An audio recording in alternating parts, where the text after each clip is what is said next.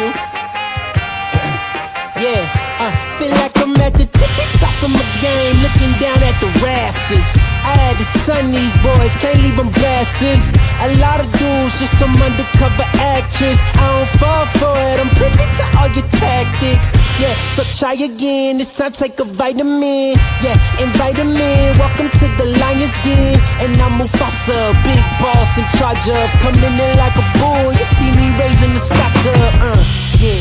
So baby, you gon' need some patience. I already won, now I'm just making a statement, Damn, baby, why your mans keep hating? You asking about the cake, you here for the celebrations. And I ain't fishing, I ain't really into baiting. I know they all wish I take away they mating, but sorry I'm taking me and my lady mating.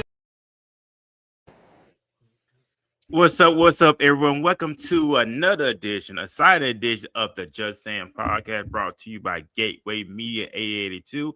I am Ferman M. Jackson Jr., along with my lovely teammate, Laresa. She will be coming back in shortly. So we are broadcasting once again out of the DFW, Dallas-Fort Worth, Texas metropolitan area. You can catch us live every Wednesday here on the JustSayN Podcast. We're live streaming on YouTube, we're live streaming on Twitch, and we're live streaming other social media platforms. So we are very honored, we're very excited to be here once again in y'all presence. You know, we drop content every week, ladies and gentlemen. So no further ado, I have my teammate, of course, Laresa. Go ahead, man. It's always a blessing, an honor to be able to co-labor with you in this vineyard on the work that we are doing here in the DFW, not just in DFW, but surrounding areas as well, as we're become well known in other countries, especially the UK. Big shout out to the UK. So, Laresa, go ahead. How are you doing this evening? It's great to see you. I'm doing great. I'm doing great as always. Just been trying to work, go to school. You know, per usual.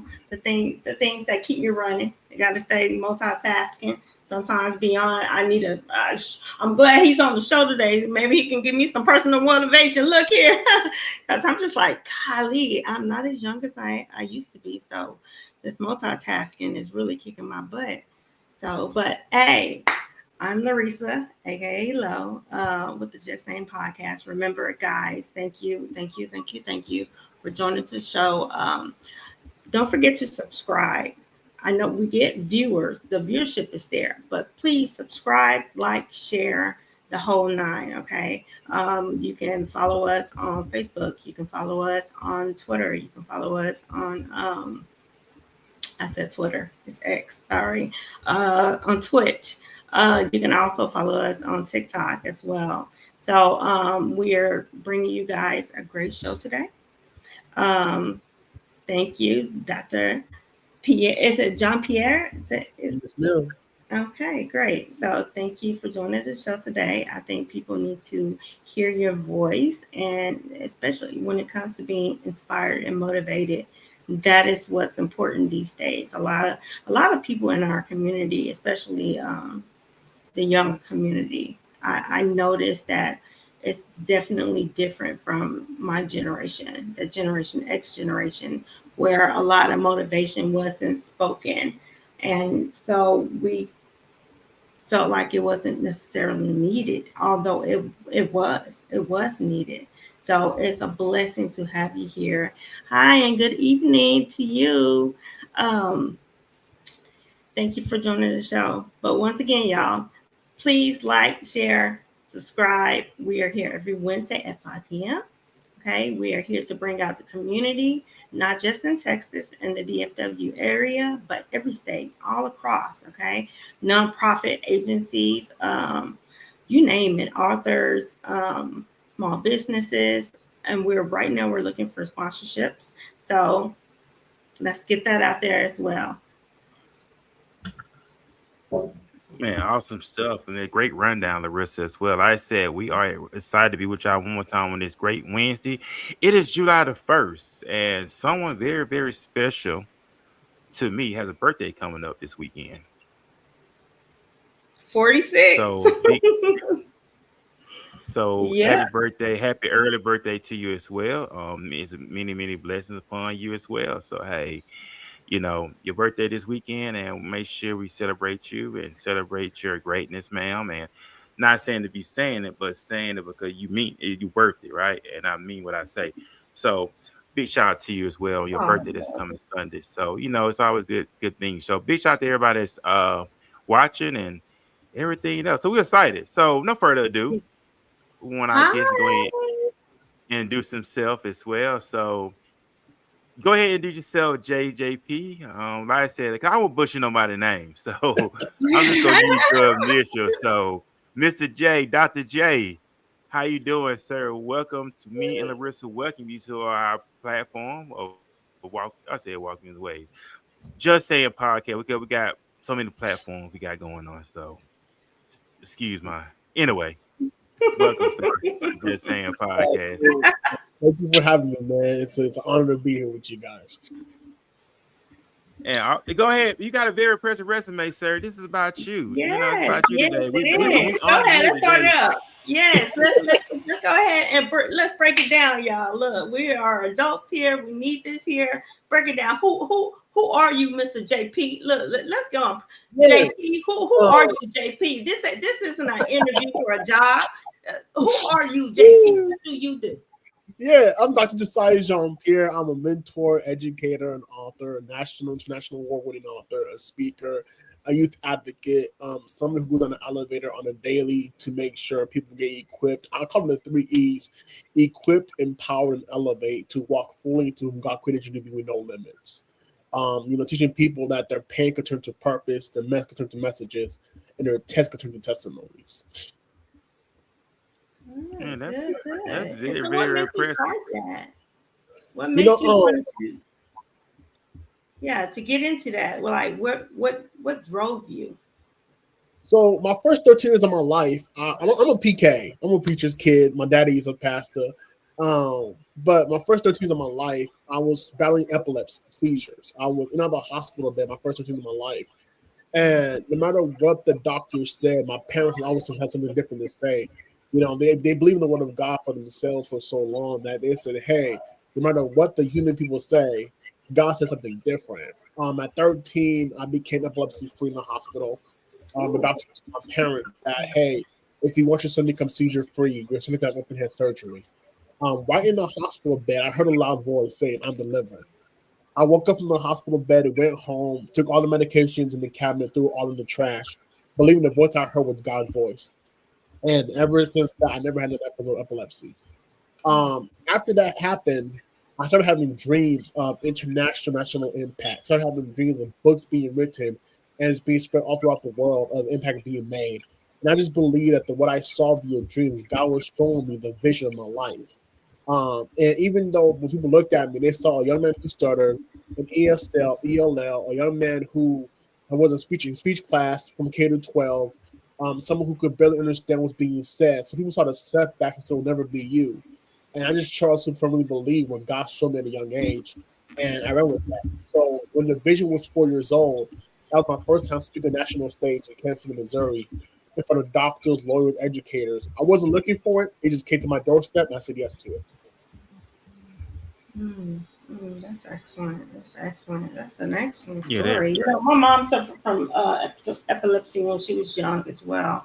It's so crazy now. She suffered a lot when she was younger, not so much as an adult, but I can tell. And the doctors have mentioned stuff like this here as well. How much of a difference it made in her health as she became older. So that is so important to take care of your health. And it's also important to stay motivated during times of sickness and illness because it's so easy to get down and out and depressed. But I mean, in your situation, it happened as a young person, and your parents, I'm sure, was there, your motivators, which was such a blessing within itself because a lot of people don't have that as well. So yeah, I gotta commend your parents, commend your parents for that. Look, taking care of their baby. Yeah. Yes. Okay. All right. Ferman, I'm sorry. I know you were about to say something. No, you good. I was just putting Mr. P Instagram information in the comment section so people may go and follow him on Instagram. So that's what I was doing. So you good, Laresa, you good. So but I'll go ahead and time in. Like I said, you mentioned that you are a PK kid. Um, I am not a PK kid, but I am in ministry. I am ordained minister, of course. So that's how growing up in a household with PKs, and I know a lot of times it could be different. So how was your upbringing being a pastor's kid, and do you feel like it was more of a different standard compared to your counter peers growing up? In a Haitian household, I'm Haitian. In the Haitian household, Okay, there's okay. three that they live by. It's called L'Église L'école Lacale, which was church home school. Um, I was in church majority of the day on Sunday. So in the Sunday service, I was going in the morning at American church. Then the evening service, my dad's service, at a Haitian church. The mandate of being a preacher's kid was high. The mandate of being a PK was like, hey, you can't do this. You're a pastor's kid. Like we can't, as if we can't make mistakes. Uh, so when it was being a PK, it was more of religious attachment instead of human connection. Okay. Okay. I mean, it That's makes a sense lot of because pressure. That's a lot yeah, of pressure. yeah, it makes sense because I mean, I grew up in church. I'm from Alabama, so we went to a Baptist church, and it's a lot of things that they didn't talk about. It's a lot of things that they didn't address, stuff like that, and a lot of stuff I didn't learn until as I got older, and I ventured out on my own, studying the history of the word, who the people are in the Bible, understanding Jesus' real name. I'm all into that stuff. That's just me. So I'm like a truth seeker. I'm all about speaking the truth and dialoguing and things of that nature. But enough of that. But so you are a community activist. Well, how do you get involved in being a community activist? And what do you do? Yeah, so being a community activist is I create space for people, for youth, young adults to really share their hurts and wounds. As a community activist, as I activate for those who can't speak for themselves. Right. I activate, advocate for those who are voiceless, who don't feel like they have power enough to address systemic issues going on in the world today. So I am the individual who's all about challenging, all about attacking what needs to be attacked. I'm that individual who's bold enough to address the elephant in the room when people don't want to address it right in the center stage. Mm. So as myself, what I do is I really hear community, hear the aspects of community, create space for people of color who look like me, and I take it to the forefront of city councils, city meetings, educational boards, to address this very thing that people are not hearing. I truly believe it starts when you're young. If I could get the youth while they're young to believe in themselves and improve the foundation of strength and courage at a young age, then that will go ahead and build them up to keep on going no matter when times are hard, when it's difficult. So in a nutshell, what I do is I help individuals to tap into themselves and the potential calling that God gave them and go into that with no limits. Mm-hmm. So this goes into like, would you say that everything that you have experienced, because this actually goes into one of the questions that was going to be asked, like, do you believe like the pain of the community and of yourself, of the experiences that you have had with just community, with your people, with law enforcement, with just all of it? And it's kind of a broad question. Had taught you about your identity and your purpose and your responsibility. Is that, would you say that's pretty accurate? 100%. 100%. I always say I'm glad I don't look what I've been through. I'm a 3-time suicide attempt survivor. And as growing up, you always hear, "Hey, boys don't cry. You gotta fake it till you make it." But what do you do when you can't fake it no more? So me crying out for help was me hurting relationships, me breaking relationships, me causing fires in the neighborhood, and other people get in trouble for it. Me crying out for help was me making noise in the classroom because I can't be heard. And when I expressed the very pain, I've been told you got it, you'll be okay, you're a boy, you got it, you can figure it out. Be a man. You Yeah, got it. Be a man. Yeah. that pain increased. My first suicide attempt, I was 17 years old in high school. I ran across heavy incoming traffic. I got hit by the car, stood on top of the hood, but I made it to the other side. And I was trying to figure out how come I'm not dead. My second suicide attempt, I'm a photographer also. I was taking photos for an event, and there was a drink called the Joe drink. And people said, "Hey, Josias, whenever you do not take that drink, whenever you don't take that drink." I said, "You know what? I'll be fine. I'm gonna take it anyways." So I took it because this pain I was feeling, I wanted to not feel it no more. So what was the best way to numb this pain? Since I couldn't get no help from the church, I couldn't get help from no peers, and being a PK and being a man, it's like, okay, well, pray to God, God got you. I hear the church saying and the church motives and the church words, but it's like, how do you multiply? How do you show that in full effect and meet somebody's needs where they're at? And where I was at in the present moment, ministry wasn't being effective. So I became distant from God because I've seen how the church was living like the world. So I was like, you know what? I don't need this.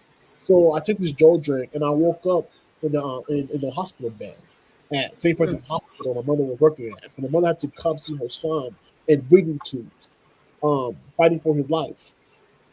And my third suicide attempt, I was like 24 years old. I'm 32 now, so I'm 24 years old. I asked my older brother if I could use his car. We went to an event. He gave me his car, and at the moment of time, I ran into heavy incoming traffic. Wanted to die. Car was totaled, crushed, and if you seen the car, you would have thought the person who drove the car was dead. But I came out the car, no scratches, and I was like, you know what, God, why me? What's really going on? And I was tired. And it wasn't until I surrendered to God for myself. And it wasn't until I just wept for God's feet and was like, I can't do this no more. I need you. That's when I started seeing the very thing turning into purpose. I wrote a book about it called My Hurt Taught Me and My Pain Motivated Me. And the very thing that I encountered, God has used every single bit of it as a testimony to impact others. So, what do you say to people who were at the same type of, let's just say, who, I don't want to say hit rock bottom. Okay, rock bottom means dead to me. Okay, I don't want to say that, but who has reached the point where they feel like they, that, hey, you know what, I'm tired. I don't believe in the things that we're taught. Like, Lord, they always say the guy won't put no more than you can handle, but dang, this seems like it's way more than it could be. No, I can handle this, and it's way more. What do you say to people like that? Like, what is your best advice for people like that? Because I think at some point in everyone's lives, we do go there. You can have it all. You can have the perfect marriage. You can have the perfect friendship. You can have the perfect life, the best career. But guess what? We all go through those challenges. So how do you get them from thinking that, okay, it's not over yet? You still have a purpose. Like, how do you help them through that situation? Yeah, one thing I always say is when life is lifing, it's not you, it's life. You can't control what happens when life is lifing, but we can always control how we respond to when life is lifing. The book of life says, out of the abundance of the heart, the mouth speaks. And a lot of times we have to see for ourselves where we're at in the moment. And I truly believe that when life is lifing, it's boot camp training for elevation. It's getting ready for the next level. It's taking you to the next step of what's going to happen next for you. I truly, so I tell people all the time, with every breath that you take is not an accident. There's a purpose behind it. If you breathe in, that's purpose. But when you breathe out, that's potential. And one thing about, and I also do all the time is, look, you're not an accident. Out of all the creation that God created, God called his creation good. So he didn't see a mistake. So I also believe, even though when life is giving you, people say, hey, when God life gives you lemons, make lemonade. But I can't see myself in the lens of the world, because the world always gives me stigmas of what man is. I got to see myself lens of what God created me to be. God, you know me more than I know myself. So what is that you are trying to show me? What are you telling me? Who am I? Because you put me in this world. So why am I here? So when I understood that peace does not come from man, it comes from God, I had to realize in the midst of the storm, there's still going to be peace, even in the hard times. So I'm now grateful for the storms because it shows me where I'm at in the present moment. And you'll never know where you're at until the mess of life happens. You'll never know where you're at until the storms of life happens. You'll never know where you're at until trials, tribulations come, because that's where the pot gets cooking. And when the pot stirs, what you put in for ingredients comes from how you respond to it. And the Bible says we're overcome by the blood and by the word of our testimony. So therefore, we have to know how to speak victory in the midst of the storm, because this too shall pass. Most deaf. I'm about to ban somebody right quick. Ain't got time for trolls. You loser. Matter of fact, you know what? You loser. You loser. No time, man. What is that lawyer? Tanya McGee, MB8YB. You loser. You don't have to come in. Be honest with you. You don't have to tune into the show while you saying shut up. You loser. Anyway. Sorry. Well, you know what though? Some people are just young and they haven't experienced life the way we have experienced. And you know what? She might be saying shut up, but you know what? You know what she is doing? She's looking. She's looking. So I always take that as a good thing, because you never know where her mind might be right now. And I just asked that question earlier. How do you help a person when they are at a point in their lives where they're like, I don't want to hear anything. I don't want to hear anything from anybody. Like, literally, shut up. Shut the hell up. I don't want to hear it. Like, so you know what? Come on, Miss Sonia. You know what? Go ahead. If you have something to say it, because maybe there's some answers amongst this wisdom of people on this panel. So, and if it's not interesting to you, then move on. But that's how I look at it, because you never know. You never know. She might be having the roughest day. Might have lost a friend. Might look like she's a baby. So, I don't know. But, this profile picture, you know how people are. They be putting up different people profile pictures and all kinds of stuff. So I don't even bother with that, friend. We on some new and better things. Like, we on some good things. So this is why we have this JP on here, and he is speaking the truth. And this is what we need. So we don't need okay, go ahead. You can tell us shut up all day, but we're going to continue to speak our minds. So it's all good. It's all good. It is all good. But like I said, just anyway, somebody trolling. But getting back to, I guess, of course, I just had to address that, because some people want 15 seconds of fame. Well, I'll make you famous, but you don't want to be the kind of thing, but I'll make you famous. But man, if I would find out who your profile is, see what's on your channel. I might just do that later on. Oh Lord, don't do it. See what's on your channel. See what it is. Look, it's so funny because you sound like me. How I was oh my God, this. I see what's on their channel. What's on your channel? I have grown from where I was to where I'm at right now, because that show, you know me, Ferman. You know how I was back in the day, and how I didn't play with anybody. I didn't play no games. I was whooping their butts with paper. So it was all good. But then I realized, you know what? Life is so short. When you go through certain things, woo. Yeah. Yeah. It happens. But that was it. Don't that was our soapbox for a moment. Sorry about that, Miss. That was just because we have put in a lot of work to showcase the people that come on the show, and we appreciate your time, and we don't want you guys to be disrespected. So my boy is coming from his heart. He wants you guys to know that look, it's not going to be tolerated. So the comment was removed. Like, you a baby. Go back. Well, do your homework. Well, you actually banned her, so she actually got banned. So that's good. You banned her, so that's good. But we're all good. But we got some questions in the comment section before we go into further. Big shout out to Mrs. Jones out of the Fort Worth area. She's a very big supporter of me and Laresa's show. She does have a question for you, JP. What can we do about gun violence? Any insight? Whew. That's a good. I think that's a topic going on nationwide right now about gun violence. What can we do about it? Ooh, I don't think there's a one clear answer either. To be honest with you, but one thing I will say is listen to the cries of our youth. Don't confirm the identity of the ones given to them. Why YNs. I don't see them as YNs, young niggas. I see them as young kids. And I gotta treat you as such as young kids. And when there's not a reflection of identity, they look for reflection. When there's no representation, you look for representation. Where do you fit in? And a lot of times, the violence going on in our community is because no one ever heard the young person's cry. It's not something that just happens, boom, boom, boom. I believe it's a tick before the bomb.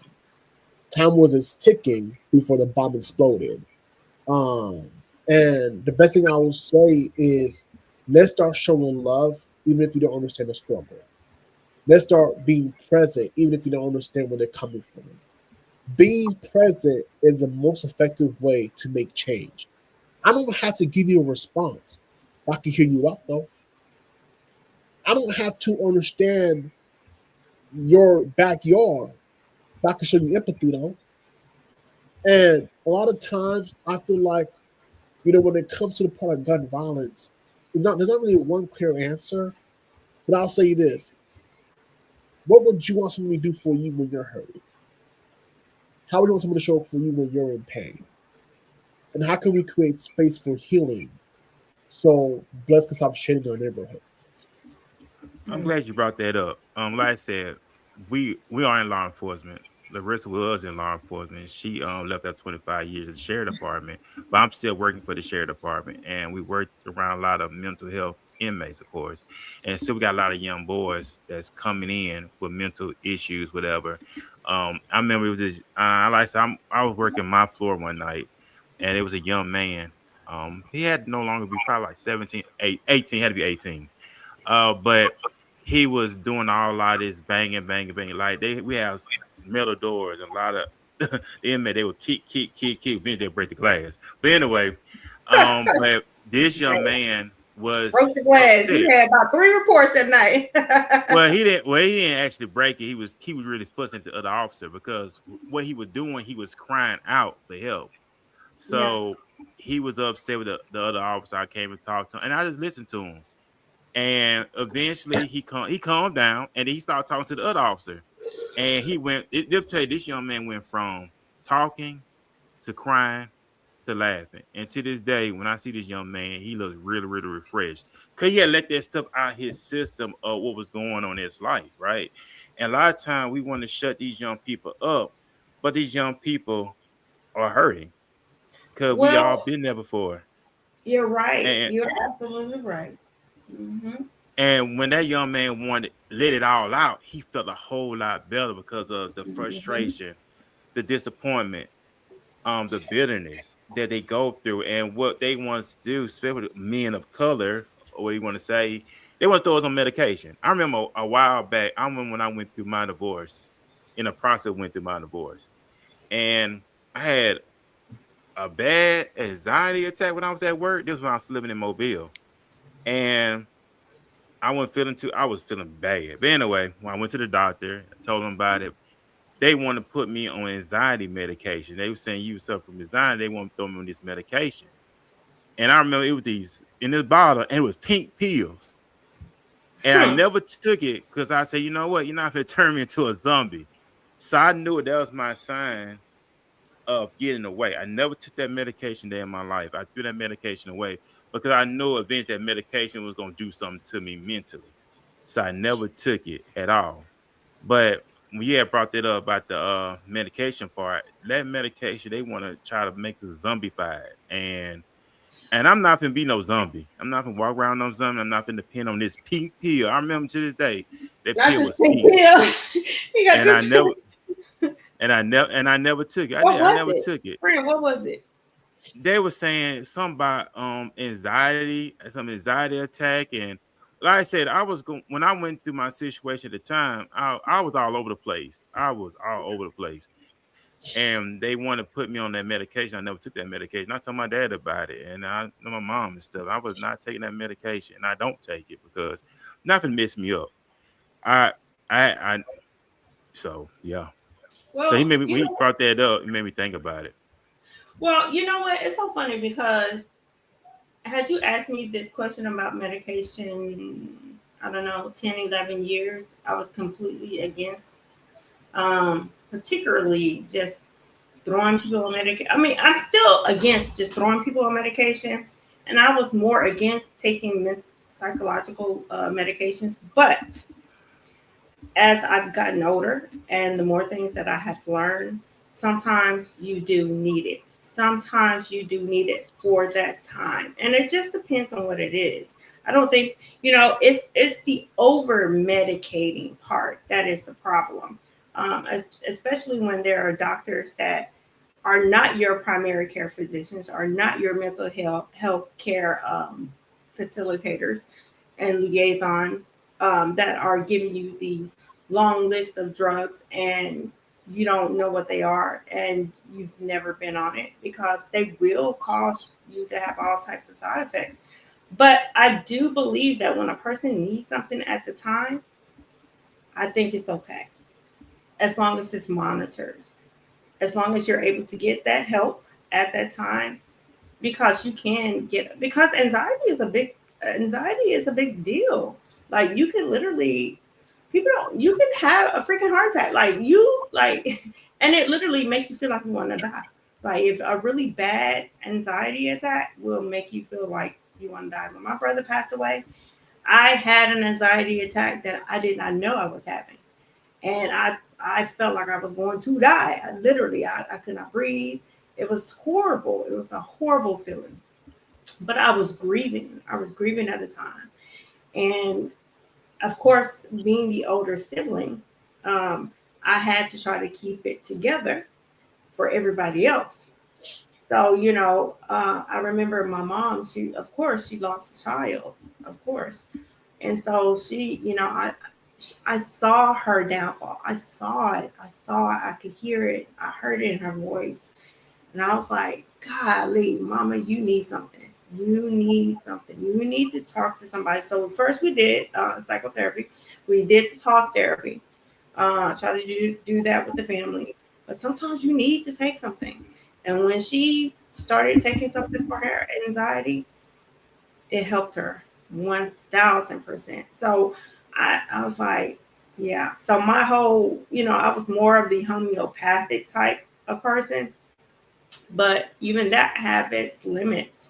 So yeah, you just got to be careful. I think getting whether or not it's a good therapist, a good counselor, a motivational speaker, a good friend who's able to listen, all of that plays a big part in, and who you deal with, and how you're able to successfully become better. What do you think about that, JP? Right. I agree 100%. Yeah. It's real out here. But we do got a question in the comment section. So we got a question too in the comment section. Okay, I see it. What advice can you offer someone dealing with the struggles of life? I will say this. This is gonna be the best answer I think I could give. It is okay to go to therapy. And this is why I say this, is because, especially in our own communities, therapy is frowned upon. But it is part of the healing process. Especially to church people. I will speak to the church people, because it's good to pray to God. But the word says faith without works is dead. So right. You need to go and get some help. God provide doctors and therapists and mental health. The knowledge, yes. So there's resources out there. I think of a story of a guy who was in the water who was saying, God, rescue me. Boat number 1 I remember that story. Right? Boat number 1 came, and he's like, I'm here to rescue you. He goes, no, I'm waiting for God. Boat number 2 came. I'm waiting for God. Book number 3 game, I'm waiting for God. Book number 4, I'm waiting for God. Then he's like, God, what do I need you? And God said, I sent you 4 rescuers to help you. You never showed, you said no to all of them. So the resources are there already in your backyard. You have to access it and believing in the process that God will intervene and heal you. But just praying without activating your faith in your healing process, nothing's gonna work because you're not working it. And so what I will say to someone who's struggling right now of life is it is okay to be human. Brokenness is part of the human process, but it's not okay to stay broken. So go get some therapy. Yeah. So you know what? Oh man, hold on. Say, repeat that again, because I need y'all to hear that. It's not okay to stay what? Broken. And a lot of people will get in that broken space and they will stay there because they don't know how to get out. They don't know how to get out. But that's the difference between. I mean, I'm the oldest of all you, of both of y'all here. Okay, so back in my day, it was more of handle your own problems. You all right? You be good. You be good. And I'm like you said, from a man's perspective, guys. Y'all were always told that be a man. You can handle it. Well, the same thing for women as well. Like we have, even though we get this stigma of we're emotional, we're this, but it's also the stigma that we have to endure, everything that comes our way, whether it's from our family or our extended family, particularly our spouses, our children, our parents. We have to endure all of this, and you do not have to. You do not have to do that. No, you don't have to suffer from the pain that other people cause you. No, especially when, if it's causing you not to sleep at night, then you need to do some reevaluation. No freaking way. And I had to learn that myself personally. I never realized how menopause will or perimenopause will cause you to when they said that's crap make you go crazy, they weren't lying. It was kind of like mess with your head, like the hot flashes. Y'all, when you hear it, you think about it, you don't really think that it's serious, but y'all, when I tell y'all, from a woman's perspective, you would never ever experience it. But it's horrible. It's horrible. And it will make you not such a nice person. You will not be a nice person. So, for women, the endurance of having to everybody's issue and their pain. Otherwise, you're not a good mom, or otherwise you're not a good friend, or you're not a good daughter. You're not a filial, daughter or whatever. That is a horrible thing.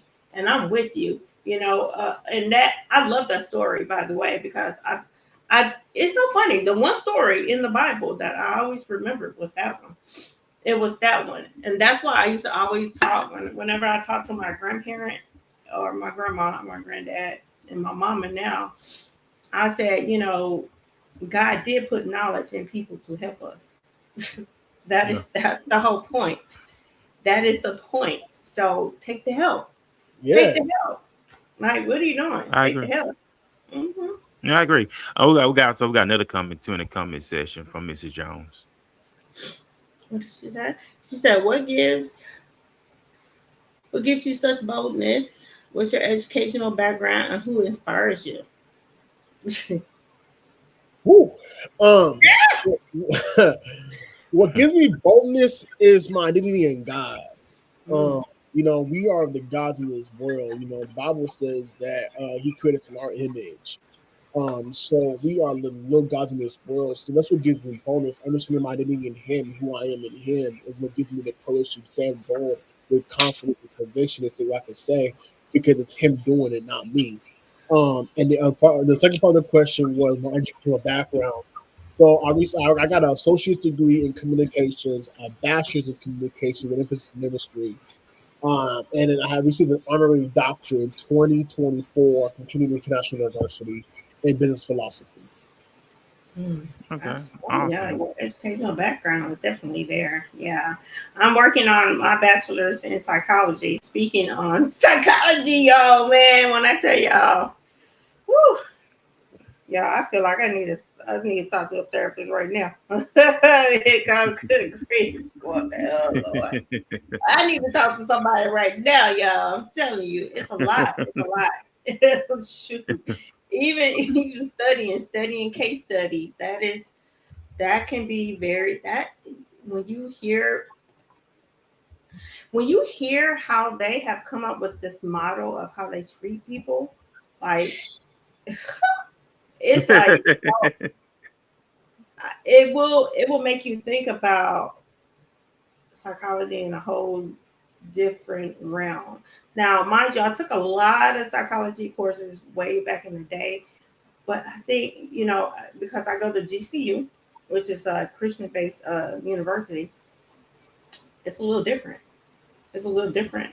So they get into it. And so it's like it has really broadened my horizons about things that I already read, and now it's just like, that is I don't even know what to say. You have to have an anchor. You have to have some type of anchor. You have to have God as your anchor, because I also learned a lot of people don't believe in God. A lot of people don't. A lot of people just do not believe in God, and I learned that due to I was taking a Christian worldview course because that's one of the courses you had to take.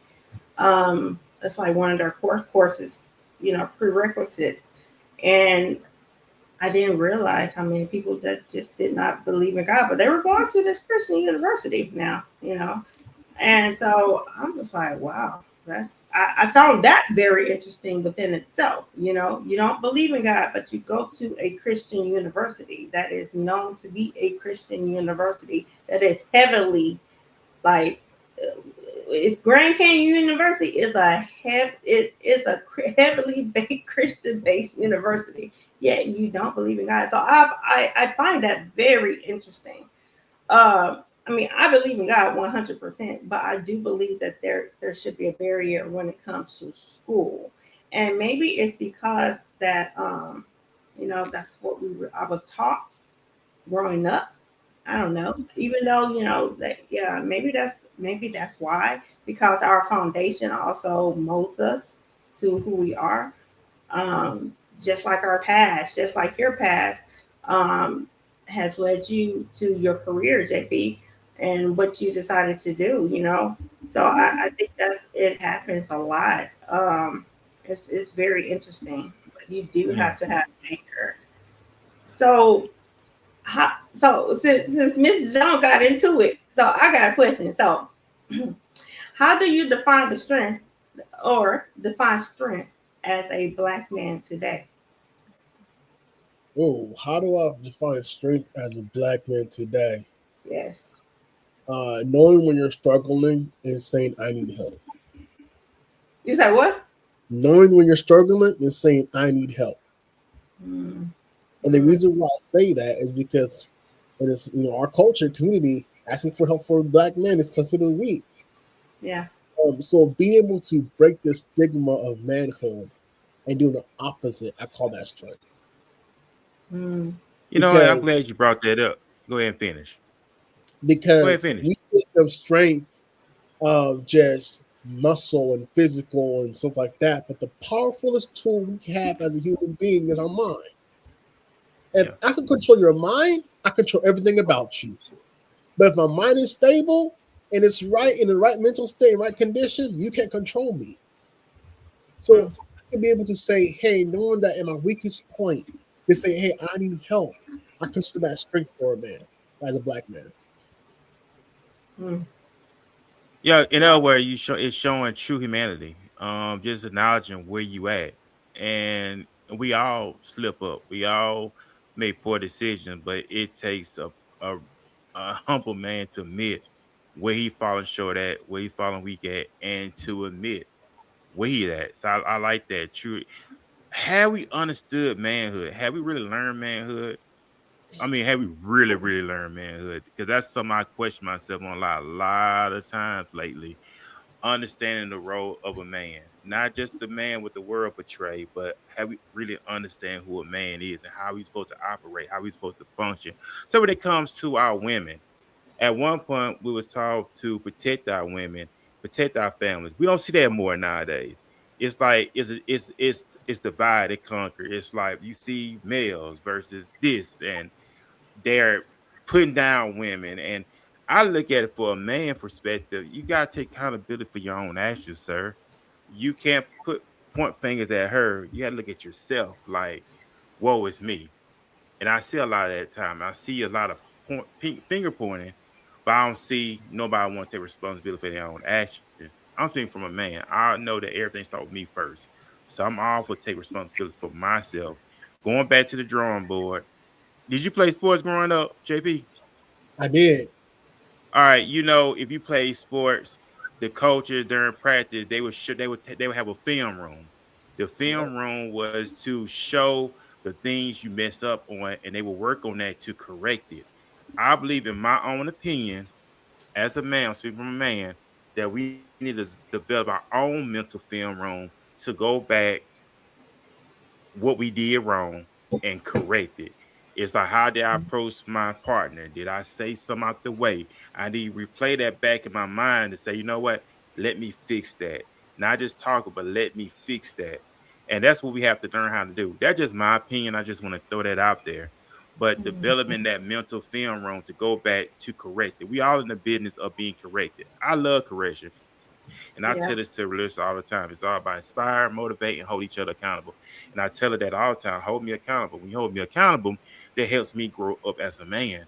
That helps me so it won't be a hindrance in the long run. Does that make sense? That's why I said all the time, hey, hold me accountable because I'm still a growing man. Yeah, I may be grown, but I'm still growing.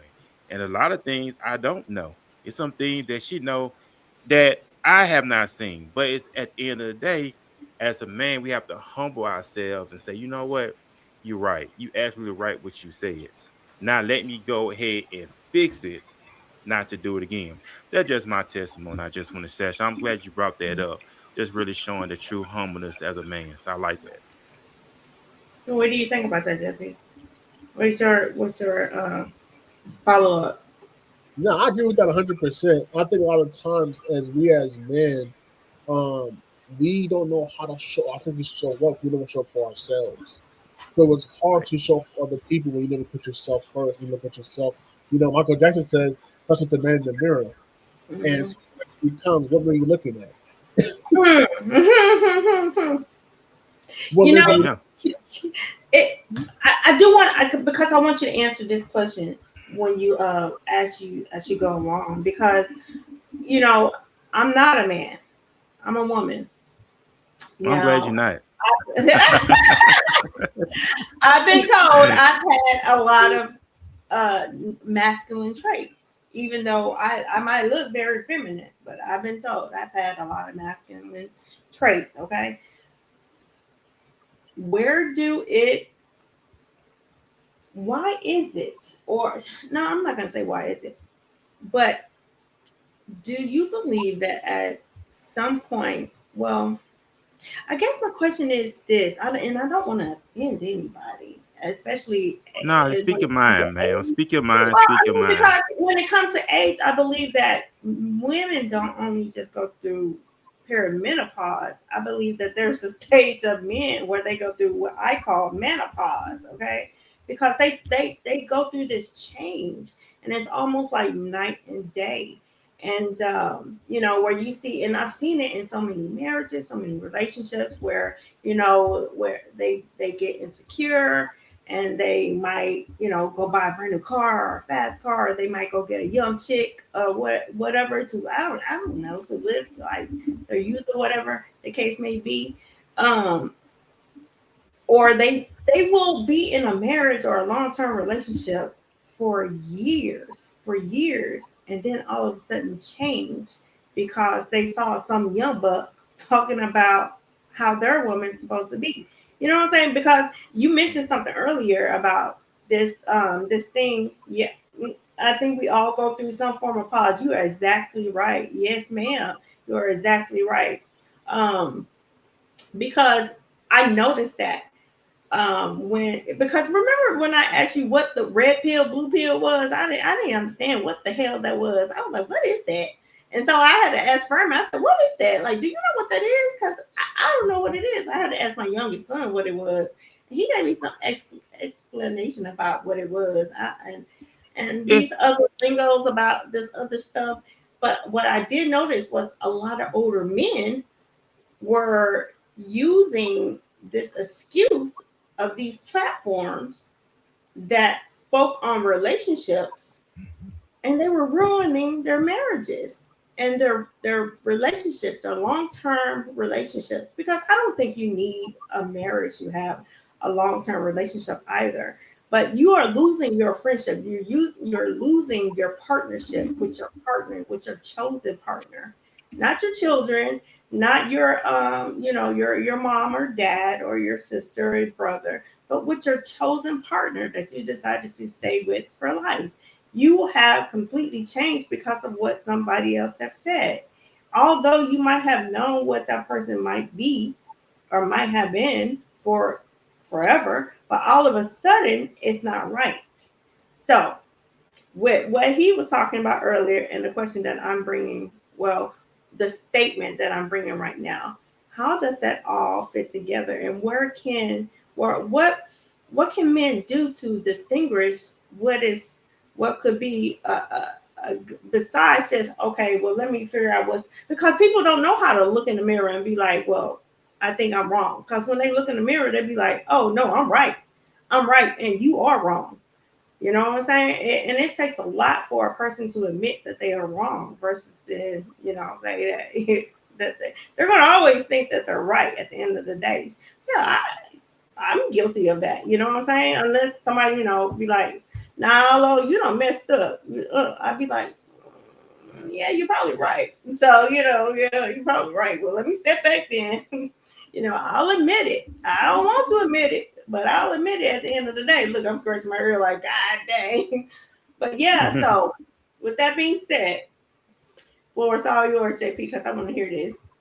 What was the question? So how do men, instead of what's another way for men to try to distinguish a better way at communicating? I'm gonna say communicating and having a way to be emotionally intelligent enough to speak with their chosen partners or partner, whichever one, chosen partner, in order to make it successful. Because they are looking at these platforms and they are listening to this generation and all this unsolicited advice that is literally ruining relationships. These things are ruining relationships. There's this war between men and women, particularly people who are together. They don't realize. I see the shift. It's there. The shift is there. The women are not staying. The women are not enduring the cheating, the this and the that. They're leaving. They're not getting the marriage rate low, having kids low. They don't want to go through that.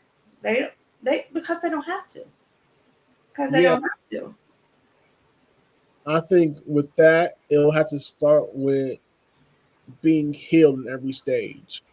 The kid stage. A lot of times people grow up being, 35, 40 years old, and that wounds of a child is still there. It's never been addressed. So it carries with you throughout the years while you grow up. And you don't really realize what's really the trauma and the trigger effect could be from a childhood wound that you just overlooked because it was never addressed at that time. So it does take a part of the process of being fully healed in the aspect. And I'll say this for myself, I'm being very vulnerable here, is even in my divorce, when I got divorced, is I have to forgive my father for 23 years of wounds of his absence. Even though I was a preacher's kid, he was still absent. And So when my pastor, who's a father in message, he said, some of you need to go back to your fathers, forgive your father for the wounds that he caused you. So I seen this man cause 14 years of domestic violence while preaching God's word. This man who said, never call me, I'm not your dad, call me pastor. So I never called him my dad, I called him pastor. So I was this young individual who was hurting so broken that I didn't know how to even address the pain in the wound. So at 28, I forgave my father after 23 years of wounds when I was 5 years old. At 29, I got married. But I missed something. Mm-hmm. I now got into a marriage that didn't fully process what just happened. I vomited everything to my father in his tears and wounds. But I never went to the next step of saying, hey, who is Josias? So I just went to a union. I didn't know myself yet. Yeah. Because that makes sense. Because the brokenness was never really addressed. A part of me was still broken. Even though I vomited everything out, I was still hurting. I never seen a therapist. So I came from forgiving this man, who was my dad, to jump into a relationship I was not fully healed yet. Yeah. Now I'm trying to feel a gap that I never saw how to fill. And I'm trying to be something I can't be for myself yet. Because I was still in the process of trying to figure out who is Josias. Yeah. So I had to look into the mirror. And after my divorce, look into the mirror and really figure out who is Josias. That was a big question. My identity for a long time was on my accomplishments. My identity was, hey, my awards, my recognitions. But if you told me who is Josias, I can't tell you that at the time. Right. So I had to do some internal surgery, some spiritual surgery, physical surgery. When I say physical, I'm not actually talking about actual seeing surgery. You know, I had to like really write it down on paper, trying to figure everything out, you know, line by line, and then addressing this very thing in full effect, face to the mirror, so I could actually figure out who is Josias. So now I'm able to go ahead and be fully effective in whatever I could do because now I'm healed. A lot of times what happens as men is we turn to learn how to fill the void, we turn away from the very thing that's hurting us because of the fact that space was never created for us to show how to heal, how to process, how to navigate life when it's wounded and broken. And so we learn how to say, hey, I'm going to jump into this. But hey, that 5-year-old boy is still hurting. The 20-year-old still born, he's still hurting. You're 60 years old, but a 30-year-old still crying. How much it is. So we learn how to avoid a lot of stuff because society taught us what manhood was. And when you don't have a good description of what manhood is, and you don't know what it looks like and how that's perceived, you look for representation. So the question becomes, you know, so then what happens is we go into relationships and a woman who could be fully healed is married to a man who she thought was fully healed. Right. So now there's a gap of trying to connect because now this man is responding from a lens of trauma instead of a lens of fully healed, thinking, hey, this person could be the problem, when really it's not really the person, it's going to really be you. So to answer that question, it has to become from, hey, it's one thing to just, you have to get to the place of saying, hey, I'm going to forgive, but let me do the next step of putting myself first before I go to anything else. You know, I agree with that. I mean, I agree with that 1,000% on what you said, but it's all about knowing who you are. It's very, very important. And when you jump into something like that, I know firsthand how that could be because I did the same thing myself.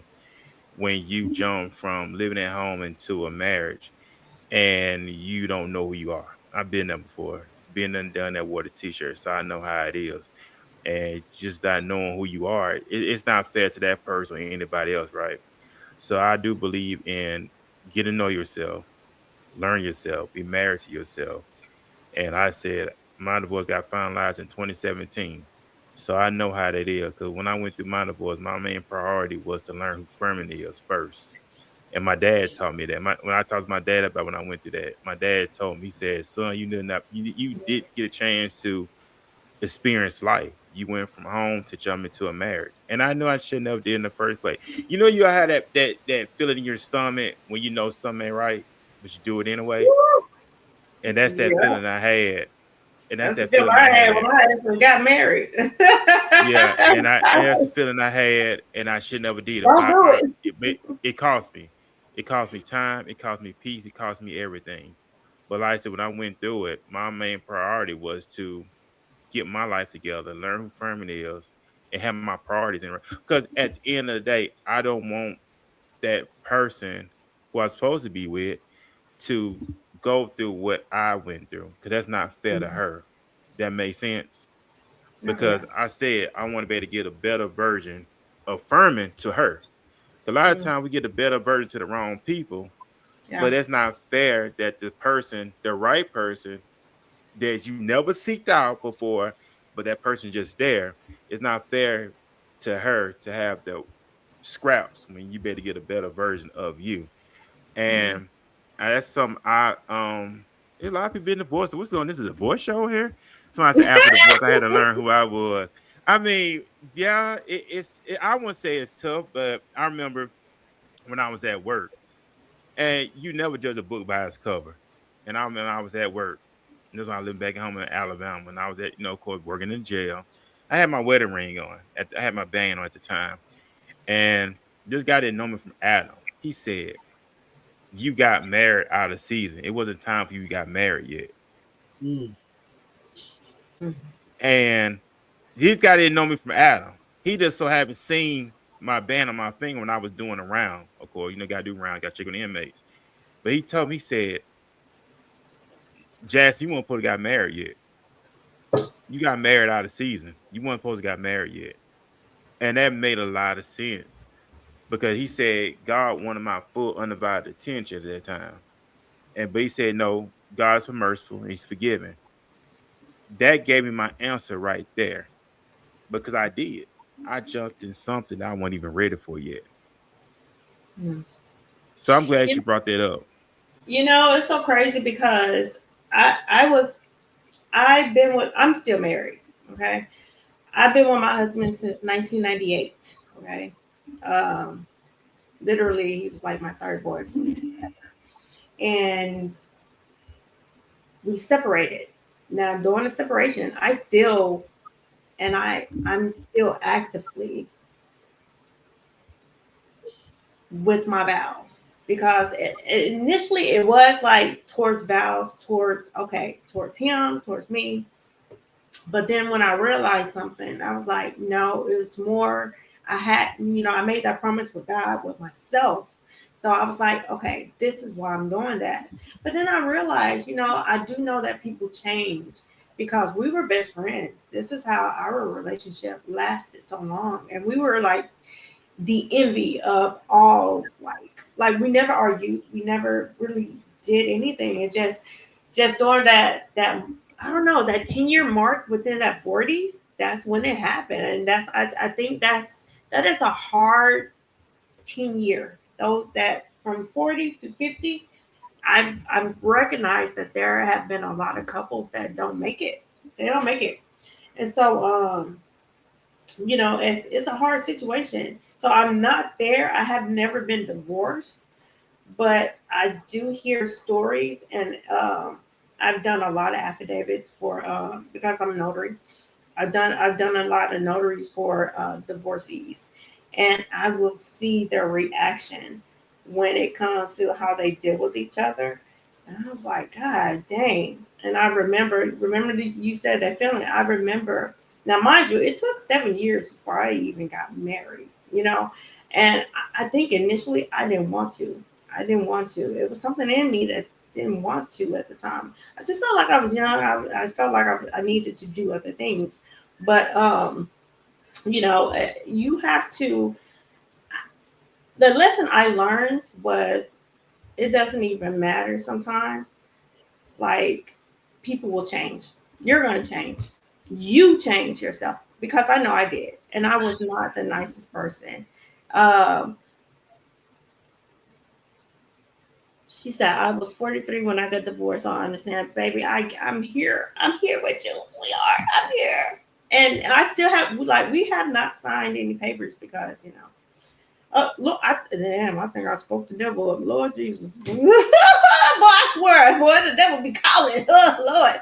But yeah, no, I just think that sometimes you had, and she made a comment earlier. She said, after divorce, I had to learn who I was. And when I tell you, when she made that comment, that stuck with me so much because I had to learn who I was without this man. Because I have been with this man for like literally my whole life. For literally my whole life. So, you know, that's a long time. That's hard. That is hard. So, y'all, wish me luck. I'm still willing and dealing. But you know, it is what it is. As long as we're able to be cordial, I'm all with it. But you know, I'm not gonna let anybody disrespect me. Period. Oh, I meant to turn up my mic.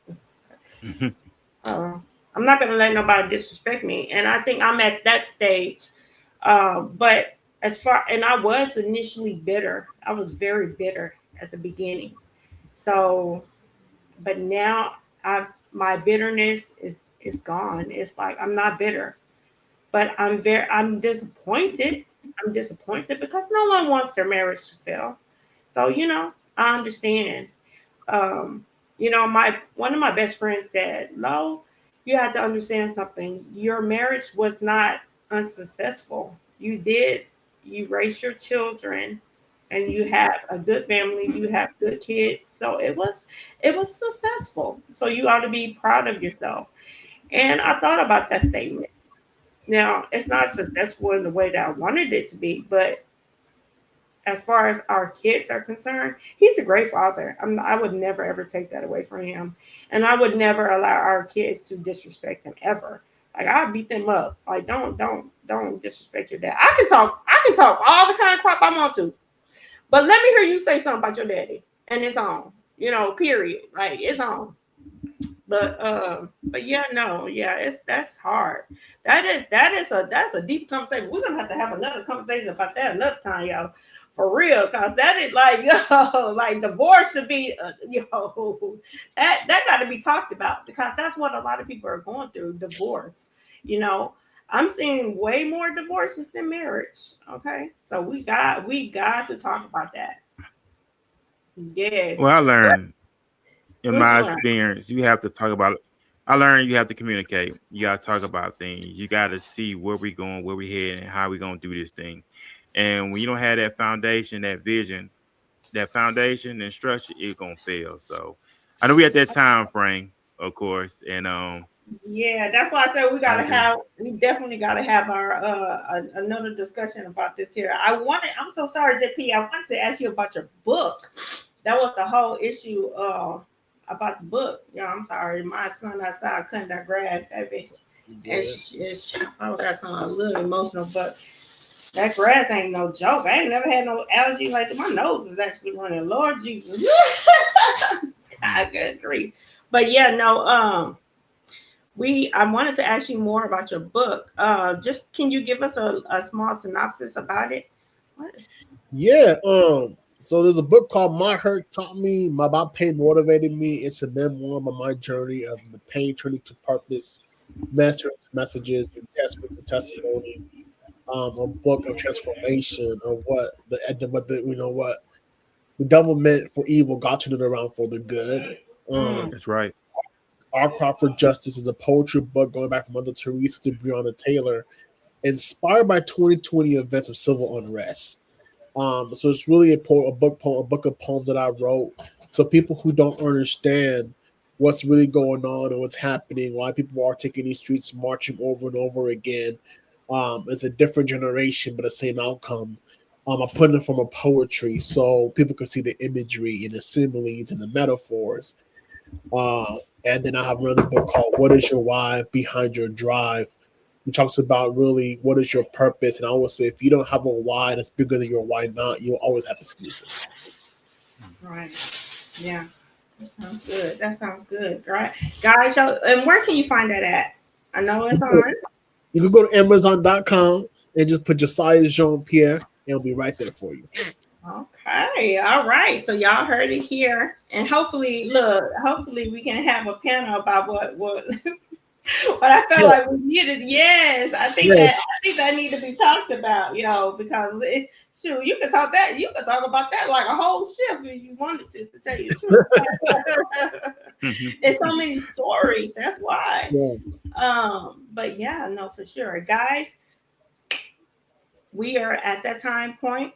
I'm gonna let Ferman go ahead and take us away. I'm sorry. Look, we done got off we done got off. But see, that's that vibe. That is the vibe. We got off where we were supposed to be at, but the vibe and God led us to talk about something else, and hopefully it actually touched and helped somebody else.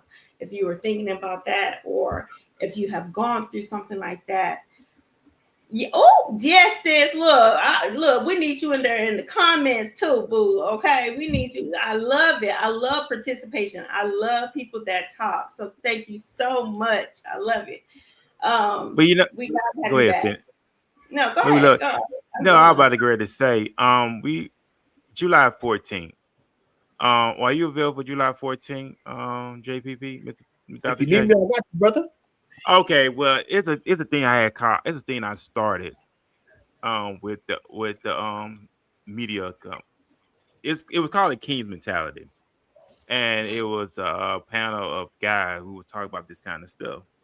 But she insisted to come along with me on this journey, and so I said, you know what? So I said, you know what? We'll do a kings and queens, but we want to break the stigma that men and women can work together. And I'm doing it again July the 14th. So if you want to be with us, it's gonna be at 7 p.m. We'd love to have you on. We would love to talk about this. We did the last one, people enjoyed it. So if you want to join me and Lo on the next panel, it's gonna be July the 14th. It's gonna be on the Tuesday. It's gonna be at 7 p.m. You got my time, brother. Okay, that's great. Because look, I just, hey, you gotta have a woman's point of view in there too. Because unless you're married to a man, I mean, I'm just saying, yeah. So, well, we'd love to have you. Go ahead, Pina. Men and women can work together. Okay, they can, and I hate the stigma that can't. That it has to be something else. That it has to be whatever. That we can't work together and be successful. That is so crazy to me. So no. So, but thank you so much for joining the show today. We got so much more to talk about. Look, we're gonna go more in depth of your book. I think during the panel that would actually be very helpful towards. It's probably even more towards your book. Yeah, especially when a person is going through something as heavy as divorce or, relationship issues, because a lot of people, are suffering when those things happen. So yeah, that type of self-help, people need to learn how to be able to control that. Because I wish I had it, but I suffered in silence. So, it happens. But thank you guys for tuning in. I'm Lo. I'm gonna give it to my friend right here. I'm gonna give it to my partner. I'm gonna let him lead us up out of here. Man, awesome stuff. Ladies and gentlemen, we do appreciate y'all coming in. Thank y'all for all the comments, and thank y'all for just commenting. And what's her name, Miss Thoughts? I hope I said your name right. We would love to get in contact with you. We would love to invite you on the panel if you're available for July the 14th. It's Deborah Jefferson. Want to hear some new voice. Who is it? Deborah Jefferson. Okay, you know her. Yeah. Okay. We'll connect us. We'd love to have her on July the 14th. If she's available, that's going to be on the Tuesday. To have the Kings and Queens panel, like I said, and I agree. I would love to have my other with me on this journey as we do this together. So it's only fitting that we do this together. So I'm glad she's just part along the journey with me. Also, be on the lookout for Lo. She'll be doing her podcast as well, coming very, very soon. That's her by Lo. Yeah. You know what's kind of funny? It's not funny. She got my mother coming on her show. My mother never been on my show. Yup. So look, nobody has as much. Look, mama got some wisdom, okay? So look, don't be downplaying her, okay? She got some wisdom. I'm just saying. Yeah. What? He's so petty. He's so I'm just saying. I'm just saying. She never been on my show, but it's all good though. But no, big shout out to my mother back at home in Mobile. Friend, man. Yeah, she asks about you all the time and stuff like that, and stuff like that. Too. So I say, but big shout out to my mom, of course. So be on the lookout for that. That's her by Locum very, very soon.